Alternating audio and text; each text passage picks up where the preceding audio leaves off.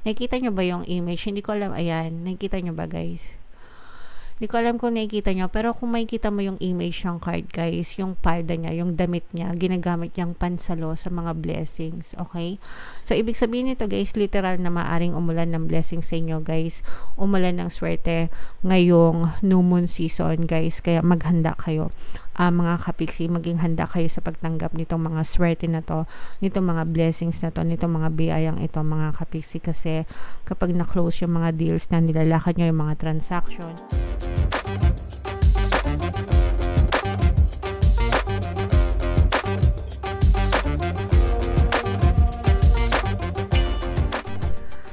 Hello guys, hello Gemini, welcome back to Pinay Pixie Tarot.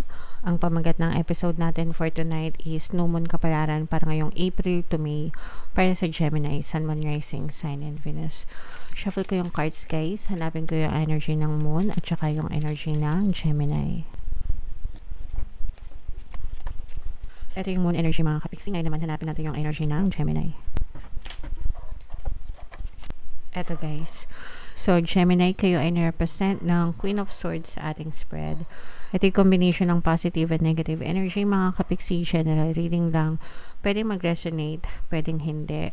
Yung new moon ngayong April, guys, ay sa April 8. Tapos yung next new moon naman ay sa May 7, mga kapiksi. So, ang reading na to ay para sa period na yan, guys.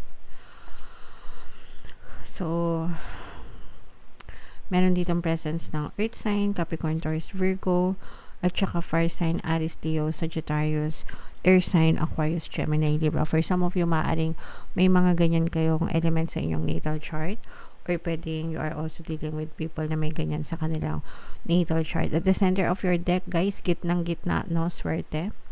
For some of you guys, there's some kind of completion, no? Parang meron kayong mission accomplish sa buhay nyo. Parang may mga mako-close kayo ng mga deals guys, especially business, partnership, or collaboration. Mag-uusap, matatapos yung mga, kumbaga para magkakaroon ng closure, completion, yung mga deals nyo, mga kapiksi, and doon na magsisimula yung swerte, pagpasok ng swerte. Ayan guys, so success, ito tagumpay, so parang successfully magko-close yung mga deal. Nakikita nyo ba yung image? Hindi ko alam. Ayan, nakikita nyo ba guys? Hindi ko alam kung nakikita nyo, pero kung makikita mo yung image ng card guys, yung palda niya, yung damit niya, ginagamit niyang pansalo sa mga blessings, okay? So, ibig sabihin nito guys, literal na maaring umulan ng blessings sa inyo guys, umulan ng swerte ngayong new moon season guys, kaya maghanda kayo. Mga kapiksi, maging handa kayo sa pagtanggap nitong mga swerte na to, nitong mga blessings na to, nitong mga biyayang ito, mga kapiksi, kasi kapag na-close yung mga deals na nilalakad nyo, yung mga transaction, maybe meron kayong mga nilalakad na mga approval, baka meron kayong mga nilalakad na loan sa bangko, baka meron kayong mga nilalakad na mga dokumento, mga visa, mga job orders, ganyan. Again, transaction or mga negotiation, mga kapisi, mga project completion. Sometimes kapag project based din, 'di ba? Once na nakumpleto niyo yung project, doon nagkakaroon na ng 100% payment, 'di ba? At saka pwede rin ito magdala ng swerte na kumbaga malalagay nyo sa portfolio nyo and makaka-attract pa ng more clients para sa inyo mga kapiksi. So magsisimulang maging maganda yung daloy ng swerte para sa inyo mga kapiksi.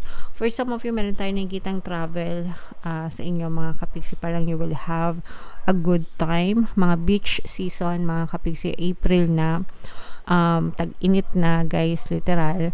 Sa iba nga El Nino diba? So it makes sense yung iba mag-travel. Kung mag-travel kayo guys, be safe, no? Kasi delikado din yung init sa labas mga kapiksi, no? Kahit nasabihin nyo nagsuswimming kayo, diba? Pero kung mainit naman yung punta nyo, so delikado din, kaya ingat-ingat din kayo mga kapiksi. Pero you will have a lot of parang celebration ngayong season na to mga kapiksi, para marami kayong isi-celebrate sa buhay.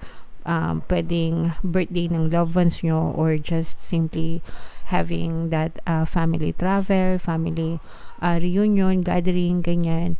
Mga enjoy lang sa mga bakasyon, Gemini, okay? So, i-mind yan guys sa comment section itong swerte na to. Good luck, good fortune, business completion or completion, ganyan. mga more income. Yung iba sa inyo guys, parang feeling ko more commission, no? Mga more commission, ganyan. So, i-mind nyo yan lahat sa comment section. Ito, these are both negative and positive mga kapiksi, kasi para sa itong nagre-represent ng mga problema, challenges, no? Kumbaga, lagapak kayo emotionally, mentally, sometimes physically pa. Drain na drain kayo dahil doon sa mga problema na pinagdaanan nyo. But this is also endings and new beginnings mga kapiksi. Ayan, so if mag-effort kayo, kasi nga, sabi ko nga sa inyo guys, nagkakaroon ng completion yung mga nilalakad nyo. So, maaaring naging troublesome for some of you. Ibig sabihin, medyo naging mahirap yung dinanas nyo para kayong dumadaan sa butas ng karayom mga kapiksi. But finally, nakarating na kayo sa finish line guys, no? Sa finish line ng mga problema nyo. Excuse me. And doon nyo na magsisimulang gumaan yung pagdadala ng inyong mga problema. Yung iba sa inyo guys, parang no? Parang umiikot yung gulong ng palad. Yung gulong ng buhay mga kapiksi, no? Hindi tayo palagi nasa baba. Sometimes nasa taas din. Pero pag nasa taas na kayo guys, i-retain nyo na nasa taas kayo. Huwag nyo nang hayaan na bumaba ulit kayo, no? Paano gagawin yun? Of course, you persist and be consistent on your positive mental diet mga kapiksi. Para hindi na kayo bumaba ulit, no? Palagi lang kayo nasa taas, and imbis na bumaba, pataas pa ng pataas yung inyong ma-experience sa buhay mga kapiksi. It's very feasible kung masyado kayong disiplinado sa pagkakaroon ng positive mental diet guys, okay? And for some of you guys, parang medyo magiging busy kayo kung may mga negosyo pa kayo. Kasi dito na magsisimula yung success nyo, dito na magsisimula yung swerte nyo. So parang mas nagiging busy na kayo right now dahil marami na kayong inaasikaso, mas maraming clients kung kayo may mga negosyo, mas maraming projects kung kayo ay client-based ganyan or project-based mga kapiksi, kaya mas magiging busy kayo entertaining other people na makatulong para mas lalo pang umunlad at umasenso yung inyong kabuhayan mga kapiksi. Okay? So very very positive Gemini, i-mind yan lahat sa comment section kasi deserve nyo yan mga masaganang buhay.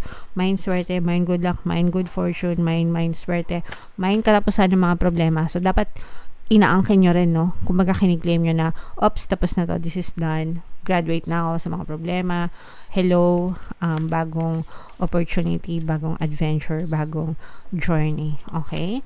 Alright, so comment down below guys if feeling nyo naka-resonate kayo dyan. So, tingnan natin tong additional message for you, Gemini. Shuffle ko to. Habang sinashuffle natin to guys, panoorin nyo muna yung video natin regarding sa ating paano mag-manifest ng abundance video course. Kapiksi, sawa ka na ba sa mga struggles at hirap sa buhay mo? Masipag ka ba at masikap sa buhay ngunit hindi ka pa rin umaasenso? Ilang beses ka na bang nag-attempt magnegosyo at mag-invest pero palagi ka pa rin nalulugi? Sa pagkakataon na ito ay maaaring may subconscious beliefs ka na nagiging balakid sa iyong pag-unlad at pagyaman. Introducing, paano mag-manifest ng abundance video course. Dito ay matututunan mong ma-overcome ang mga balakid mo para tuluyan ka ng umunlad, umasenso, sumagana, maging matagumpay, successful at maswerte sa iyong kabuhayan, pera, trabaho, negosyo, salapi at kaperahan ng bonggang-bongga. Dali, mag-send na ng email sa pinoypixitaro@gmail.com at simulan na ang iyong pagyaman ngayon. Alright, so sabay-sabay tayong magpayaman ngayon 2024 mga kapiksi. Mag-avail na kayo ng course guys kasi sobrang ganda talaga niyan. And good news mga kapiksi, dahil ngayong buwan ng April, meron tayong discount guys. Magbibigay ako ng 200 pesos na discount sa lahat na mag-avail ng course. Kaya mag-avail na kayo guys. Sobrang ganda talaga niyan. And meron din tayong email coaching, Manifest Your Desires, using the law of attraction. If meron kayo mga specific na gusto nyong i-manifest guys, pwedeng love and relationship, pwedeng money or career mga kapiksi, pwede kayo magpabook ng email coaching session with me. Mag-send lang kayo guys ng email sa pinoypixitaro@gmail.com. So, ito yung message for you guys. The energy is gaining momentum. So, ito nga yung sinasabi ko sa inyo guys na nagbabago yung takbo ng buhay nyo. This is the energies are rising up. Yun yung ibig sabihin nito. Ibig sabihin, tumataas yung energy level nyo. For some of you, dahil dito sa completion energy na to, parang may nag-end na cycle sa inyo mga kapiksi, para i-welcome yung panibagong cycle. And itong cycle na to, sabi ko nga sa inyo guys, magdadala ito ng swerte, more luck, more good fortune sa inyong buhay guys. Kaya nga sabi ko sa inyo, i-mind nyo yan, and you have to continue, you have to persist. Kailangan nyo maging consistent mga kapiksi, okay?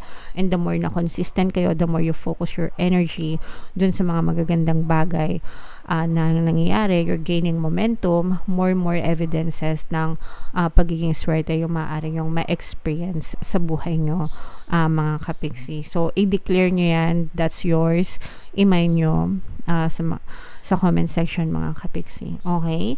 Attune to the moon guys. I know I'm headed in the right direction.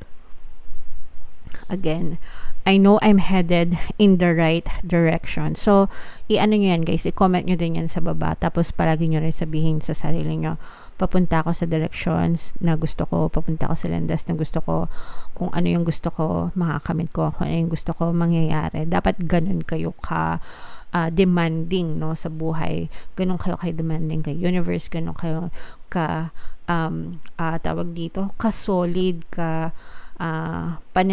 yung paninindigan nyo, okay? Yung paninindigan nyo, no? Pag gusto nyo yumaman, sabihin nyo, mayaman ako, okay? I won't take no for an answer. Pwedeng hindi ngayon, pwedeng hindi bukas, pero magiging mayaman ako. I know I can do it. Kung nagawa ng iba, kayang-kaya ko rin, okay? Yun yung pinakamagandang motivation statement para sa akin. If nagawa ng iba, magagawa ka rin. Kung kaya ng iba, kaya ko rin. Diba? Sabi nga ni Francis M, diba? Kung kaya mo, ay kaya niya, at kaya nating dalawa. Diba? Yung mga ganun. Yeah. Kaya nating dalawa. Lahat tayo, mga kapiksi, mga kababayan ko, no? Dapat lang malaman nyo. Kaya nating lahat yan, mga kapiksi, okay? So yeah, wag mawala ng pag-asa guys. Kailangan with conviction, mga kapiksi. And for some of you, the situation is full of potential. Maraming pa talaga yung potential na nag-aantay sa inyo, especially itong swerte na to guys. Yan, paulit-ulit ko itong balikan, paulit-ulit kong kinukuha para malaman nyo na malaki yung potential ng swerte sa buhay nyo guys. Your dream can come true. Totoo guys, no? Ako yung living proof, mga kapiksi. I am living my dream life now. Yung reality ko, I am my future self now. I am now in my future self. Kumbaga, years ago, yung ini-imagine ko na buhay na gusto ko, reality na gusto ko, nandito na ako ngayon. Because I did not lose sight of my vision. Ibig sabihin, nag-focus ako, no, kung ano yung gusto kong buhay, kung ano yung gusto kong reality before na gusto kong ma-experience. Right now, I am living it, mga kapiksi. So, kayo, ganun din. Your dreams can come true, mga kapiksi. Okay? More effort is yet required. Are you willing to give it? For some of you, konting effort lang, guys. Hindi effort sa physical reality. Yes, kasama yon. Yes, kasama yung pagdadasal. Pero, ang effort na sinasabi dito is yung pagkakaroon ng positive mental diet. Effort yon, mga kapiksi. Okay? Kailangan effortan nyo yun, yung pagkakaroon ng positive mental diet, because that's the key. Yun yung susi na mag-aalis sa'yo sa current circumstances mo and magdadala sa'yo sa future circumstance mo. Alright? Review your goals and ensure you're still committed. So, April na, second quarter na, mga kapiksi. I-review mo yung mga goals mo. Committed ka pa ba doon? Yung pa rin ba yung mga gusto mong gawin? Mahaba pa yung 2024. Pwede ka pa magbago. Pwede ka pa mag-adjust, mga kapiksi. And of course, keep moving forward. Forward lang, guys. Yung past, tapos na yun. Hindi tayo pabalik sa past. Sa future tayo papunta. Kaya yung vision nyo, yung focus ng attention nyo, dapat nasa future circumstance palagi, hindi sa past circumstance. Okay? Alright. So, comment down below, Gemini, if feeling nyo nakaresonate kayo dito sa mga messages para sa inyo, guys. Ito yung ating mga pampaswerte, subliminal, mga kapiksi, pakinggan nyo para talaga maging maswerte kayo. And ito naman yung ating success stories ng paano mag-manifest ng abundance video course. Click here to subscribe, guys, and click here to join our membership program. Thank you for liking, sharing, and subscribing, and see you again next time. I love you all, guys. Have a nice day. Bye-bye.